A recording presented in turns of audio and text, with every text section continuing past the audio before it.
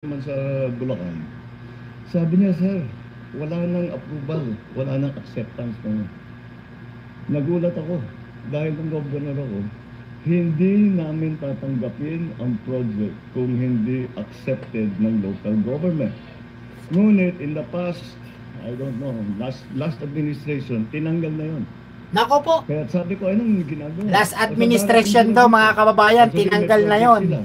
Alam na. Hindi nakikipag-usap sa amin, hindi walang koordinasyon sa amin. Basta pupunta sila rito, gagawa sila ng gagawin nila, tapos aalis na lang, tapos na.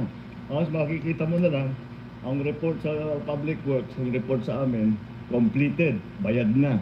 Alam mo, nakangiti yung mga iba sa iyo, alam ninyo ito eh. Kaya binabalik ngayon natin, huwag kayong magpalampas ng project na hindi ninyo ina-accept. Puntahan ninyo yung city engineer ninyo, papuntahin ninyo. Yung municipal engineer ninyo, papuntahin ninyo. Kayo mismo, mag-inspeksyon kayo bago nyo pipirmahan yung acceptance. Dahil ang bagong gawain ngayon, sinabi ko sa public works, sa DBM, hindi pwedeng bayaran ang project hanggang in-accept ng local government. At every level. Galing! Sabi nila may Ma'am Liberty, hello po sa inyo ha. Sa lahat po. Kasi kung loko yung local executive, sasabihin, hindi ko pipirmahan yan hanggat meron ako. Di ba? O pwede, totoo nga naman. May possibility na ganun. Pero again, I go back to the fact that you have to deal, in local government, you have to deal with the people Sir Ricky, day. Kads, at hindi mo no? kayang bulahin. May taga Davao dito mga kababayan, no? Solid BBM daw, taga Davao. Nako po.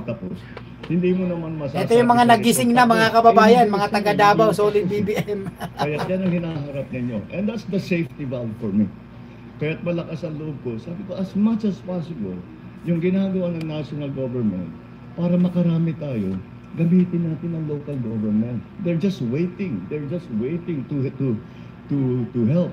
At saka may capability niyan. Meron naman yung mga ibang city, meron ng mga traffic, meron ng mga asphalt, marami na silang. Oh, shout out sa mga taga Davao diyan, mga solid BBM ng mga taga Davao, oh. Nako po. Kaya yung una, yan ang ating gagawin.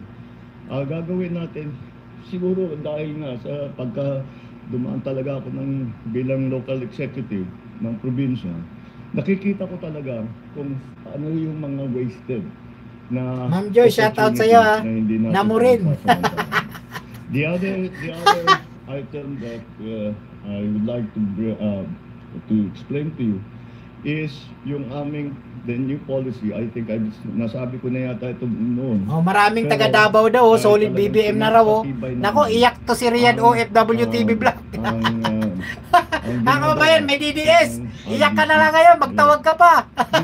Because if you know, the original concept ng RDC, di ba meron tayong provincial government. Sa mga taga Santa Rosa dyan, shout out Ma'am May. Development Council, etc. hanggang Regional Development Council. So, may Barangay Development Council din, hanggang pataas ng pataas. Yun, ipagsasama-sama. Yun ngayon, dati, ang sistema, pinapadala ngayon yan sa NEDA. What was NEDA before? Ngayon, DepDev na. Pinapadala sa NEDA.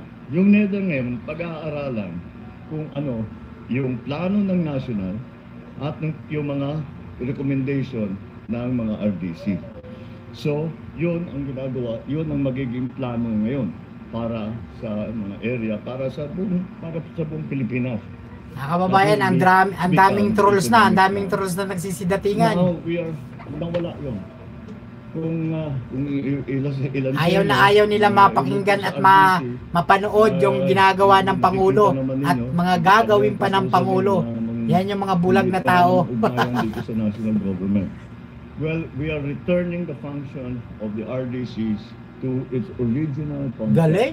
Not only RDCs, but all the development councils, all the way down to the local government. Because it's very mas madali para makita kung anong rekomendasyon ng mga local development council. Puro fake news daw pinapanood mo pala eh. Ano yung kasama dito? Riyadh OFW Vlog. Ano yung kasama doon sa National Development Plan?